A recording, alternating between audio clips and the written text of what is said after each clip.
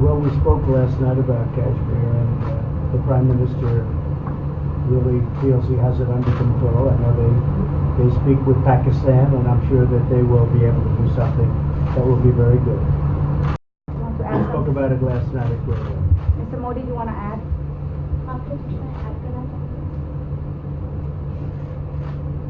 भारत और पाकिस्तान के बीच कई बायलैटरल इश्यूज हैं और पाकिस्तान के प्रधानमंत्री के चुनाव के बाद जब मैंने उनको टेलीफोन किया था तब मैंने उनसे कहा है कि पाकिस्तान को भी गरीबी के खिलाफ लड़ना है, भारत को भी गरीबी के खिलाफ लड़ना है, पाकिस्तान को भी अशिक्षा के खिलाफ लड़ना है, भारत को भी अशिक्षा के खिलाफ लड़ना है, पाकिस्तान को भी बीमारी के खिलाफ लड़ना है, भारत को भी बीमारी के खिलाफ लड़ना है। हम दोनों देश मिलकर के गरीबी के खिलाफ लड़ें, हमारी असुविधाओं के खिलाफ लड़ें और हम मिलकर के दोनों देश की आवाम की भलाई के लिए काम करें। ये संदेश मैंने पाकिस्तान के प्रधानमंत्री जी को भी दिया है और राष्ट्रपति ट्रंप से भी हमेशा हमारे इस बायलैटरल संबंधों के संबंध में बात होती रहती है। Between India and Pakistan, there are many bilateral issues, and after Mr. Imran Khan became the Prime Minister of Pakistan, I called him up to congratulate him, and I told him that Pakistan needs to fight poverty, India too. Pakistan needs to fight illiteracy, India too.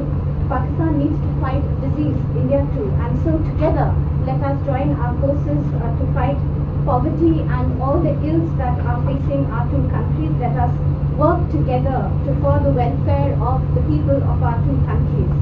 And this is the message that I keep giving my counterpart in Pakistan. Along with President Trump, we also keep talking about the different bilateral issues between us. Mr. Modi, would you like to have President Trump be involved in negotiating between Pakistan and India?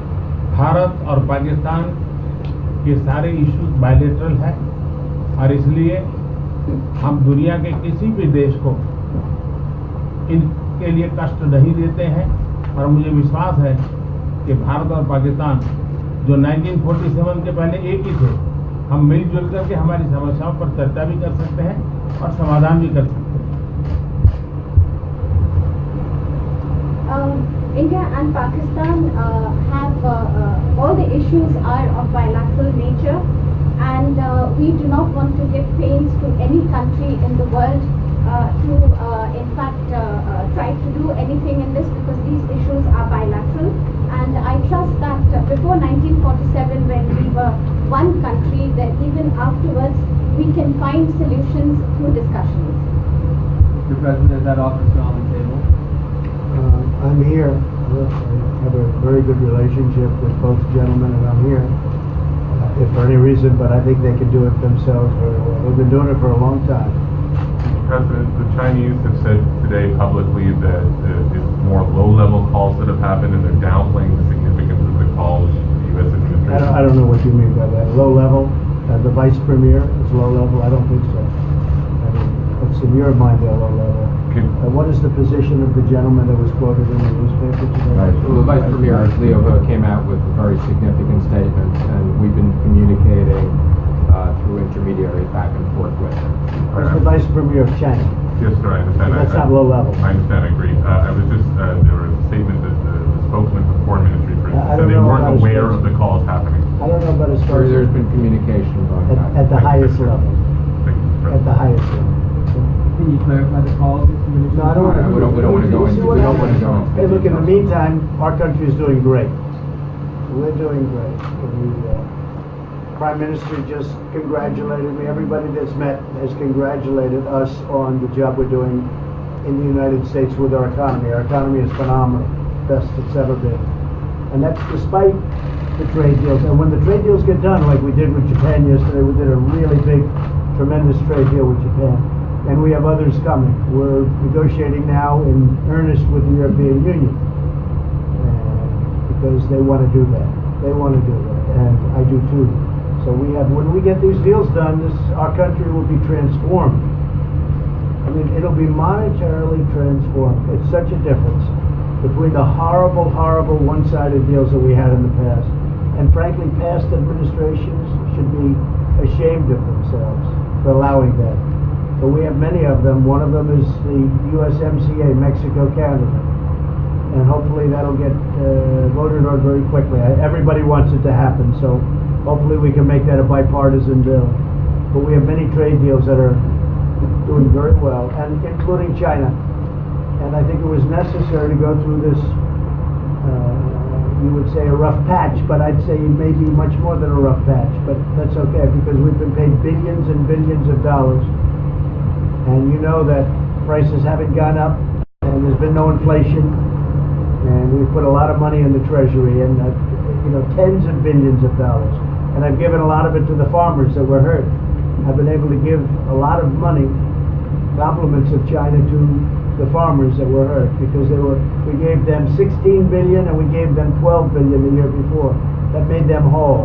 That was the amount of money that China didn't invest in to our farmers, give to our farmers. So the farmers have been amazing, but they're very happy with the job we're doing. But eventually they're going to be the biggest, or one of the biggest beneficiaries. Okay? Mr. President, did you attend the climate session? Say it? Did you make it to the climate session? Were there any conclusions that you took away I'm from going it? to. In fact, it's going to be our next session. So we haven't had it. Do you have a message that you'd like to deliver to? No, I want clean air and clean water. And we're right now having the cleanest air and cleanest water on the planet. But that's what I want. I want absolutely clean air and clean water. Mr. President, just briefly back on China, we saw the comments from you about wanting calm. Calm, exactly. Just wondering if you could clarify what you meant about the call. Was that with light hydrogen? I don't want to talk about calls. We've had calls. We've had calls at the highest levels. But I don't want to talk about that. But the Vice Chairman put out a statement last night that was a statement and saying that he wants to make a deal and he wants calm. And I think it's a very good word to use, calm. Not a word that I use that often, but it's a good word to use. And I think it's one of the reasons that's a great country. I mean, they understand. I think that message also helps with respect to Hong Kong. I really do. I think it makes it easier for Hong Kong to do something. And I think that President Xi will do something with Hong Kong. I really think that message is a good message with respect to what the ultimate outcome is in Hong Kong. Very, very positive message. And we appreciated it. We appreciated it. What else? Anything else? Mr. President, what are your latest thoughts on your threat on pulling out of the WTO? And if you do, can I also ask Mr. President Modi what your response to that in terms of how it affect India's trade strategy? Well, we haven't been happy with the WTO, but now we're winning cases. We won the big Airbus cases, you know. It's a tremendous case. I mean, it's billions of dollars. That was a very recent victory, and we're winning cases now. We're being treated more fairly now in the WTO, which we appreciate.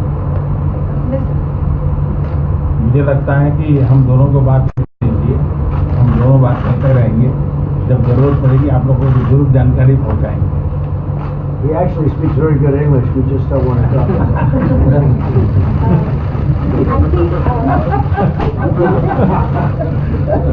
I feel that you should let us discuss these things, and when we feel the need, we will communicate to you. Mr. President, Russia has just recently said they have no intention of asking to be readmitted to the G7. However, No, I wouldn't expect they'd ask, because why would, he's a proud man, he's done a real job, and why would he ask? No, it's something we discussed, and it's under discussion now, no votes or anything, but I would be inclined to say yes, and so would others, and some probably wouldn't be, but it's just a discussion. No, I would think that he wouldn't do that because he's a proud man. He wouldn't ask, but if something would happen, he would be asked, and I'm sure he would say yes to that. do you have any indication from them that they would accept? No, I think it was a very good discussion. It was the initial discussion, but it was a very good discussion. But I think it would be appropriate. I think it would be good for Russia. I think it would be good for everybody. I think it would be a positive. But it's just a discussion that we had. It was a very interesting discussion and I think pretty even. I think ultimately people like the idea. Mr. President, what would be your message to the American people in terms of what is your biggest achievement at this G7? Well, we've had a lot of achievements. We have an achievement with Prime Minister Modi because we're doing great trade. We're doing a lot of trade with India. That's an achievement. I think obviously the Japan deal is a tremendous achievement because it's one of the biggest trade deals and it affects directly our farmers. Even the fact that he's taking all of the excess corn that China didn't take, hundreds of millions of dollars worth of corn, and he's buying that. Japan is buying all of that corn at a fair price, and that was great. So that was very important. I also think that unity is very important. We had a very good, despite you read the newspaper stories, the stories bear no resemblance to what's taking place. You saw me with Chancellor Merkel. You saw me with all of them. The relationship is great. We have 7 nations. In addition to that, we have other nations like India and others that came in. Australia came in. Scott. We have a lot of people came in, and I'll tell you that it's been total unity. What would be the area of most unity, There's been no sir? dissension. There's been no fights or arguments. There's been no anything. I mean, there's been great unity here, and honestly, the papers haven't reported how good it's been. So what would be your most common ground? Is it climate change? Is it gender equality? I think we have a lot of things, but I think really the unity, the fact that we're all getting along so well, I think is one of the big takes from this. We really have good relationships, and we're doing a lot about a lot. Okay? Just so we get our reporting right, I'm going to give it one more crack on China. When you were referring earlier to the Buddha statement, which we all saw, did you mean to say that there was also a call last night, or was there not actually a call last night? There were discussions that went back and forth, and let's just leave it at that. Last night, and before last night. Yes. With China? Last with China, and before last night. Numerous. Look, they want to get something done. I've been saying that for a long reason. And why wouldn't they? They want to get something done. They've lost millions of jobs. Their supply chains are being hurt. And once those supply chains go, you can develop new supply chains. You can't get them back into China. So China is run by really a great leader. I think he's a great leader. He wants to do something. They lost over 3 million jobs in a very short period of time. A lot of companies have left China and they're leaving China. They want to get it done. I knew that. I could have told you that without talking, but we are talking. And would you still like to see U.S. companies leave China? Depends on whether or not we make a deal. If we don't make a deal, I'd like to see them leave China. Absolutely. If we make a deal, I'd like to see them stay there and do a great job. Mr. President, on the Afghanistan peace talks, do you have an updated timeline? Are there any snags? No timeline, whatever it is. We're no rush. I mean, we're there. We're really a peacekeeping force more than anything else, frankly. And so we could win that war in a very short period of time, but I'm not looking to kill 10 million people. Okay? And we are working along with the Taliban, with the government, and other people too. And we'll see what happens. No timeline. Okay? Thank you very much.